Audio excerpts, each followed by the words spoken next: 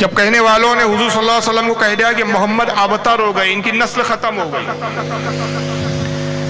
تو آقا صلی اللہ تعالی وسلم کے غم میں اور مزید اضافہ ہو گیا۔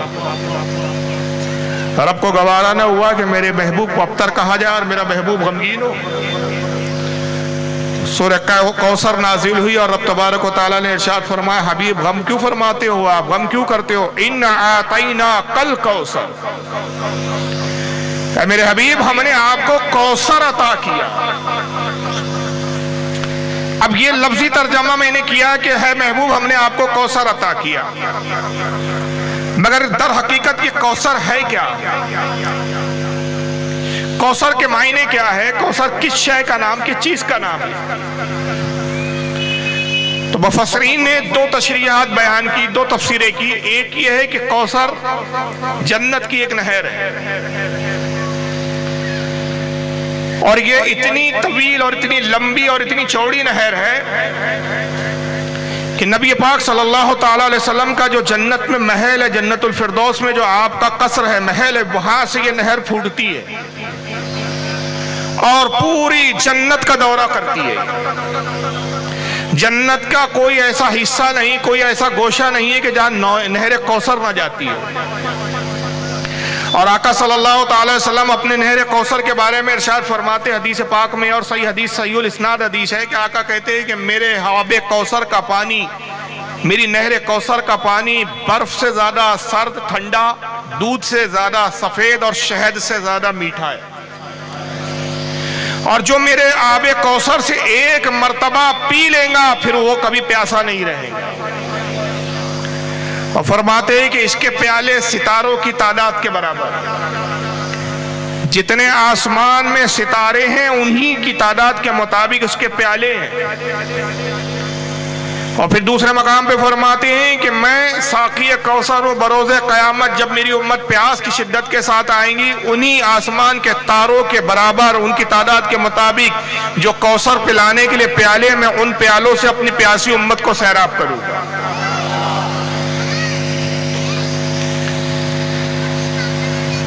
ایک تفسیر یہ ہے کہ حضور کو کوثر عطا کی، پوری جنت کا دورہ کرتی ہے یہ نہر۔ اور دوسری تفسیر جو معنی کے اعتبار سے مفسرین نے کی وہ یہ کہ ہم نے آپ کو کثرت عطا کی۔ یہ کوثر کا اردو میں ترجمہ ہے کثرت، عربی میں کوثر ہے۔ اب یہ کوثر اور کثرت ہے کیا اصل میں؟ ایک ہوتا ہے ہم اپنی زبان میں کہتے ہیں کہ یہ چیز زیادہ ہے، اور زیادہ سے بھی زیادہ تعداد میں بہت ہو تو ہم کہتے ہیں یہ بہت زیادہ ہے۔ مثال کے طور پہ ایک مجمع ہے سامنے، میں کہوں کہ بھائی یہ مجمع زیادہ ہے، اور زیادہ سے پہلے آتا ہے قلیل، یہ تھوڑا قلیل مجمع ہے۔ مجمع تو ہے لیکن مختصر ہے، تھوڑا سا۔ قلیل کے بعد آتا ہے زیادہ، پھر کہا گیا کہ بھائی یہ قلیل سے اوپر ہے، یہ تھوڑا زیادہ مجمع ہے، اور پھر زیادہ سے بھی بہت زیادہ ہو تو کہا جاتا ہے یہ بہت زیادہ مجمع ہے، جہاں تک نگاہ جاتی ہے مجمع ہی نظر آ رہا ہے۔ اور پھر بہت زیادہ سے اوپر جو ایک چیز ہوتا ہے اس کو ہم کہتے ہیں کثیر، یہ کثیر مجمع ہے۔ کثیر اسے کہتے ہیں کہ جس کی تعداد گننا انسان کے حد میں اور شمار میں ہی نہ ہو، جس کو شمار نہ کیا جا سکے، جس کو گنا نہ جا سکے، اسی کثیر کو عربی زبان میں کہتے ہیں کوثر۔ تو گویا رب فرماتا ہے کہ حبیب ہم نے آپ کو جو خوبیاں عطا کی، جو مقام عطا کیے، جو آپ کو مناقب عطا کیے، جو عظمتیں عطا کی، جو ہم نے آپ کو اختیارات عطا کیے، وہ زیادہ نہیں، بہت زیادہ نہیں، بلکہ ہم نے کوثر دیا، اتنا کثیر آپ کو ہم نے نوازا کہ اس کو گننا کسی کے بس میں ہے ہی نہیں۔ ہم دینے والے جانتے ہیں اور آپ نے پایا، اس کو آپ پانے والے جانتے ہیں۔ اب ظاہر سی بات ہے کہ حضور کے فضائل، حضور کی خوبیاں، حضور کے اختیارات، حضور کے مراتب، حضور کا مقام، حضور کے مناقب جب یہ شمار ہی میں نہیں، یہ گنے ہی نہیں جا سکتے، تو جس چیز کو گنا نہیں جا سکتا تو اس کو بیان کیسے کیا جا سکتا ہے؟ شاہ عبدالحق محدث دہلوی رحمت اللہ تعالیٰ علیہ مدارج النبوت میں فرماتے ہیں کہ اگر تمام روئے زمین کے درختوں کو قلم بنا دیا جائے اور اس سے پہلے فرمایا کہ یہ صفت اللہ نے قرآن عظیم میں اپنے لیے بھی فرمائی،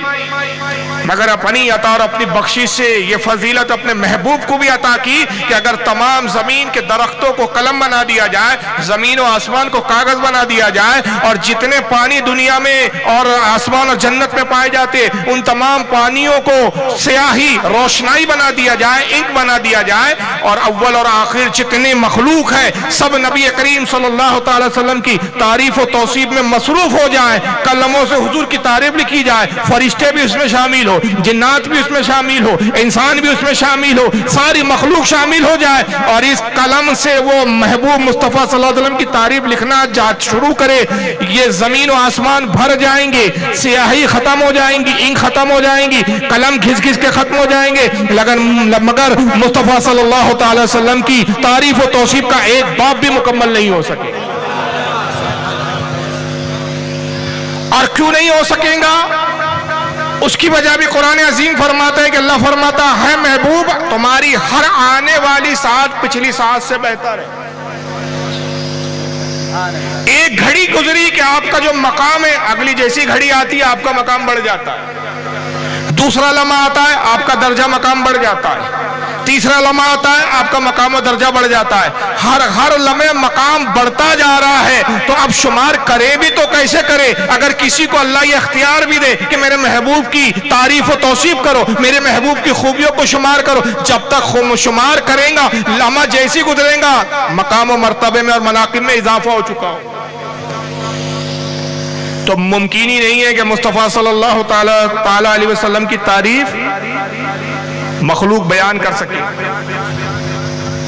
اور کیا تعریف بیان کریں ہم؟ ہماری زبانوں میں وہ طاقت و قوت کہاں؟ ہمارے پاس وہ الفاظ کہاں؟ وہ جملے کہاں؟ خود مصطفیٰ صلی اللہ تعالی وسلم فرماتے ہیں کہ قیامت کا جب دن ہوگا نفسا نفسی کا عالم ہوگا۔ مشہور حدیث ہے، میں زیادہ تفصیل میں نہیں جا رہا ہوں، بالکل آخری حصے میں آ رہا ہوں جو میرے موضوع سے تعلق رکھتا ہے۔ مخلوق تمام نبیوں کے پاس دورہ کریں گے، حضرت آدم کے پاس جائیں گے، اے آدم شفاعت کیجیے، حضرت آدم کہیں گے اذهبوا الی غیری، کسی اور کے پاس جاؤ،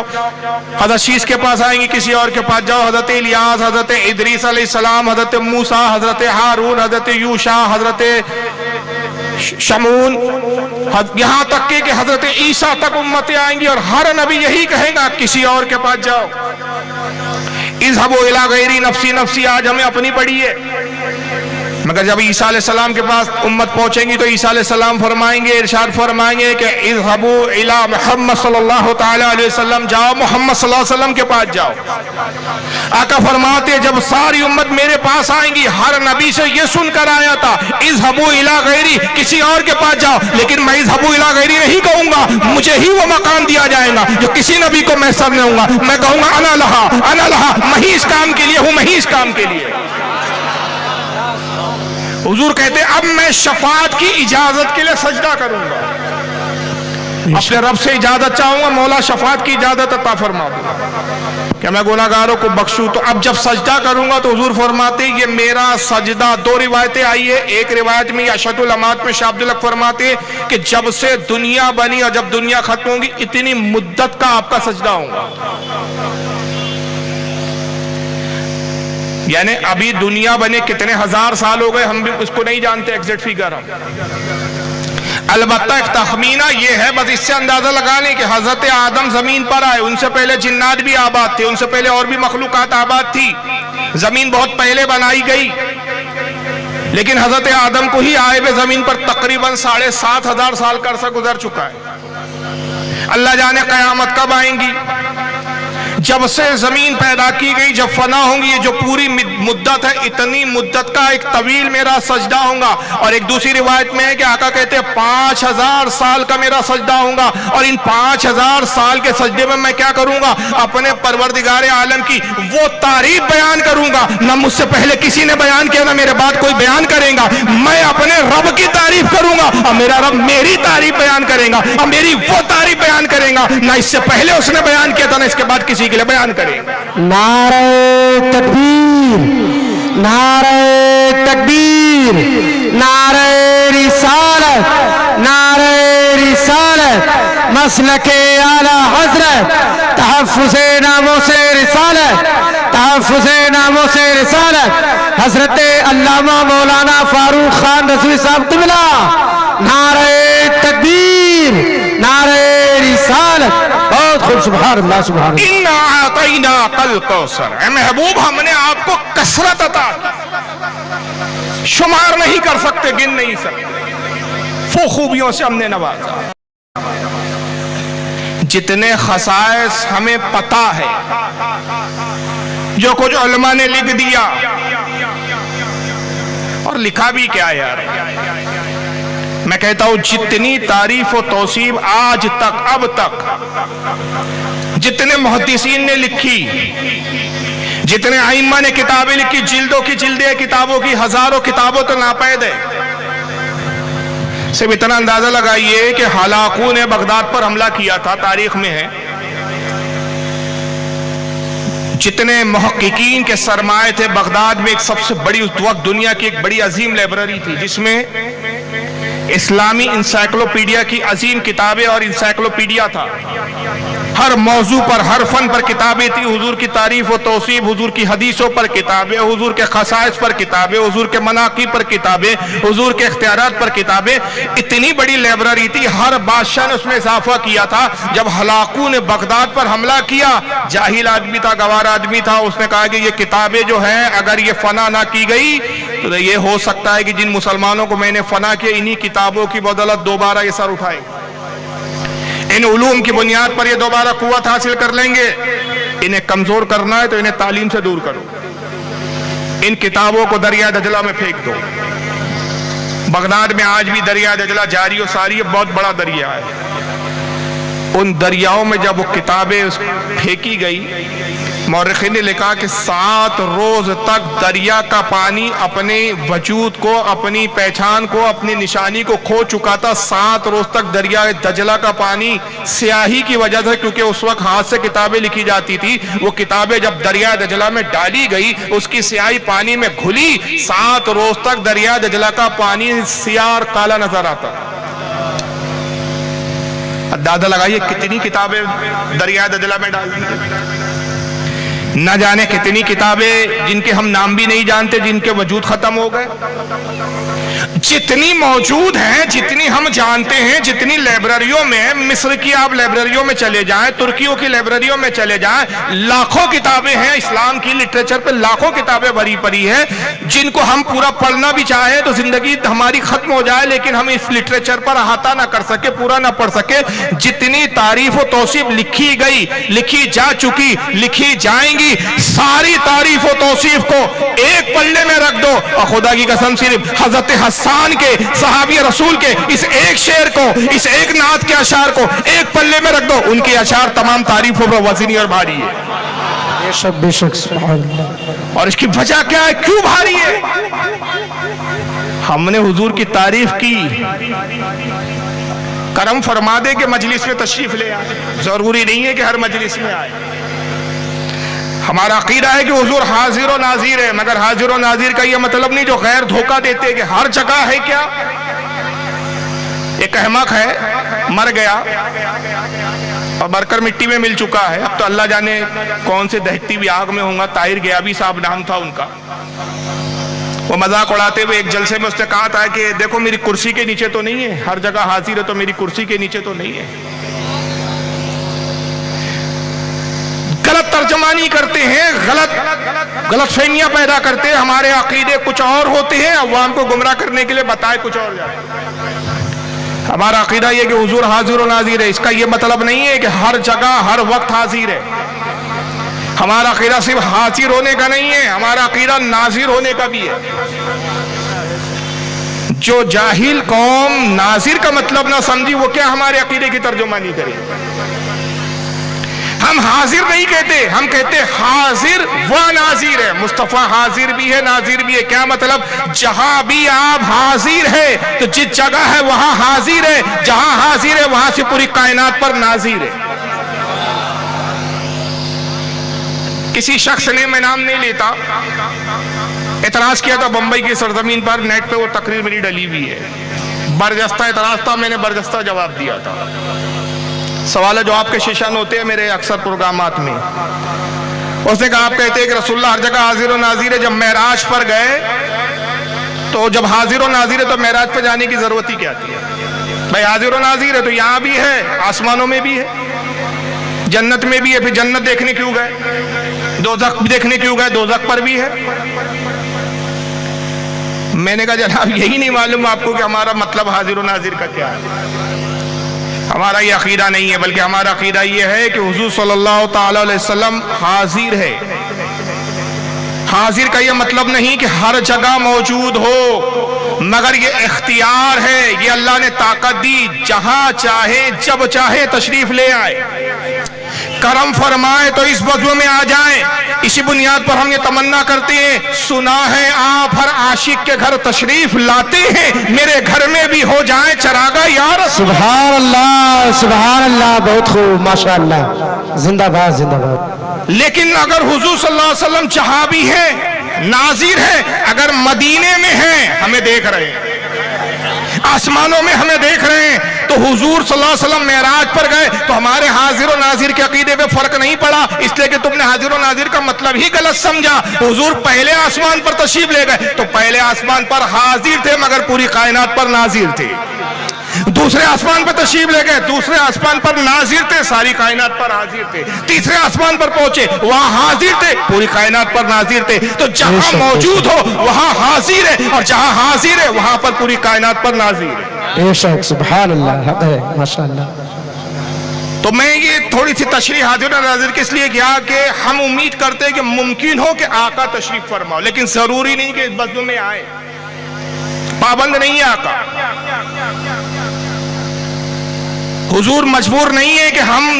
बज़्म सजाएं तो उनको आना ही पड़ेगा, मर्जी है मुबारक। तो हर बज़्म में हुजूर हो जरूरी नहीं है, अकीदा नहीं है हमारा, लेकिन जिस बज़्म में मैं यहाँ तारीफ कर रहा हूँ, मुमकिन है हुजूर हो, मुमकिन है हुजूर ना भी हो, मगर नाजिर जरूर है। मगर जिस मकाम पे हजरत हसन हुजूर की तारीफ बयान कर रहे हैं, इन्ना आतैना कल कौसर की तफसीर गोया के वो बयान कर रहे हैं, आका तशरीफ फरमा है, ऐसी मुबारक बज़्म, ऐसी मुबारक महफिल न दुनिया आसमान ने इससे पहले ऐसी बज़्म देखी, न क़यामत तक देखेगा कि जिस बज़्म के सामीन और नाज़रीन में कौन है? अबू बकर सिद्दीक है, हज़रत उमर फारूक है, उस्मान गनी है, मौला कायनात है, साद इब्न अबी वक्कास है, अशरे मुबश्शरा है, अंसार है, मुहाजिरीन है, वो सहाबा इकराम कि जिनमें का वो आखिरी सहाबी जिसने हुजूर को एक घड़ी देखा, हुजूर को ईमान की हालत में एक घड़ी देखा, ईमान पर खात्मा हो गया, गौस से भी अफजल, कुतुब से भी अफजल, तमाम दुनिया के इंसानों से अफजल, तमाम दुनिया के औलिया से अफजल, क़यामत तक के इंसानों से अफजल, मगर एक से एक बड़ी शख्सियतें उस बज़्म में मौजूद है। और खुद बज़्म कायनात के जो है शमे रिसालत मुस्तफ़ा सल्लल्लाहु अलैहि वसल्लम तशरीफ फरमाए, आका फर्श ज़मीन पर तशरीफ रखते हैं और हज़रत हसन से कहते हैं, हसन मेरे मिंबर पे बैठो, मेरे मिंबर पे बैठ के मेरी तारीफ बयान कर, और वो तारीफ बयान कर कि जिससे अल्लाह रसूल राजी हो जाए। हज़रत हसन मिंबर पर आते, हुजूर फर्श ज़मीन पर तशरीफ फरमा, और हज़रत हसन कहते हैं, व अहसना मिनका लम तर क़त्तु ऐनी व अजमलु का अंत लिदिन निसाउ खुलिक़्ता मुबर्रअन मिन कुल्लि ऐबिन कअन्नका क़द खुलिक़्ता कमा तशाउ। बेशक बेशक, सुभान अल्लाह, अल्लाह के रसूल किसी आँख ने आपसे ज्यादा हसीन देखा ही नहीं,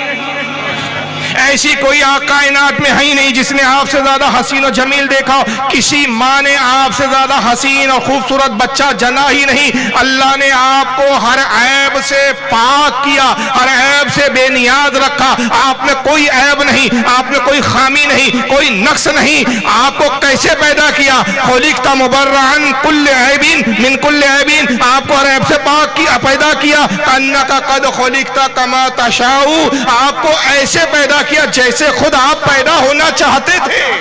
बेशक बेशक, सुभान अल्लाह सुभान अल्लाह। यहाँ इख्तियार मुस्तफ़ा की भी बयान किया और ये बताया कि मुस्तफ़ा सल्लल्लाहु अलैहि वसल्लम से ज्यादा हसीन और जमील बेऐब पूरी कायनात में कोई हो ही नहीं सकता। आप पैदा हुए तो आपसे मर्जी पूछी गई, میں پیدا ہوا تو مجھ سے پوچھا گیا, اللہ تعالیٰ نے پوچھا فاروق رضوی کہاں پیدا ہونا ہے, قبیلے کا نام بتاؤ, کس خاندان میں پیدا ہونا ہے, پٹھانوں کے یہاں پیدا ہونا ہے, سیدوں کے یہاں پیدا ہونا ہے, مغلوں کے یہاں پیدا ہونا ہے, انصاریوں میں پیدا ہونا ہے, منصوریوں میں پیدا ہونا ہے, کہاں ہونا ہے؟ فاروق رضوی مرضی بتاؤ, رنگ کیسا ہو, گورا ہو, کالا ہو, درمیانی ہو, سولا ہو, کیسے پیدا ہونا چاہتے ہیں, ناک کیسی ہو, آنکھ کیسی ہو, ہماری مرضی, کسی کی ہم سے مرضی نہیں پوچھی گئی, کسی سے نہیں پوچھی گئی. اللہ نے جیسا چاہا ویسا رنگ روپ دیا, جیسا چاہا چہرہ عطا کیا, جیسا چاہا ویسا جسم عطا کیا, جہاں چاہا جس کے گھر میں چاہا وہاں پیدا کیا. لیکن میرے محبوب صلی اللہ علیہ وسلم کی, آقا صلی اللہ علیہ وسلم کی مرضی مبارک کا کیا عالم ہے. اللہ تعالیٰ نے پیدا کرنے سے پہلے کہا حبیب تو بتا کہ تو خود کیسے پیدا ہونا چاہتا ہے, تو بتا کس قبیلے میں پیدا کروں, تو بتا کس خاندان میں پیدا کروں, تو بتا کہ کون سے ماں باپ سے تجھے پیدا کروں, تو بتا کہ کس زمین پر تجھے مبعوث کروں. جیسا نبی نے چاہا ویسا محبوب کو پیدا فرما. نعرہ تکبیر.